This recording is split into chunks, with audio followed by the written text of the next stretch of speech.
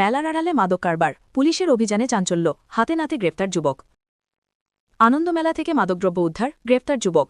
ভাগা বাজারে চলমান আনন্দমেলা থেকে বিপুল পরিমাণ মাদকদ্রব্য উদ্ধার করেছে পুলিশ। গোপন সূত্রের ভিত্তিতে বৃহস্পতিবার রাত 9:30টার দিকে ধলাই থানার মহিলা পুলিশ অফিসার পাপুলি দ্বারা এবং সেকেন্ড অফিসার জুনুরঞ্জন দেউরির নেতৃত্বে সাদা পোশাকের একটি পুলিশ দল মেলায় অভিযান চালায়। অভিযান চলাকালীন সময়ে মেলায় উপস্থিত এক যুবককে গোপনে মাদক বিক্রি করতে দেখা যায়। তাৎক্ষণিকভাবে পুলিশ তাকে হাতে নাতে আটক করে। ধৃত যুবকের নাম নূর ইসলাম 22, তার পিতার নাম খলিলউদ্দিন। সে শ্যামাচরণপুর গ্রাম পঞ্চায়েতের সরসপুর গ্রামের বাসিন্দা বলে জানা গেছে। পুলিশ অভিযুক্তের কাছ থেকে ছোট ছোট প্লাস্টিকের কৌটায় রাখা মাদক ভর্তি মোট 26টি কৌটা উদ্ধার করে। স্বাধীন সাক্ষীদের উপস্থিতিতে আইনানুগ প্রক্রিয়া সম্পন্ন করে যুবককে গ্রেফতার করা হয়েছে।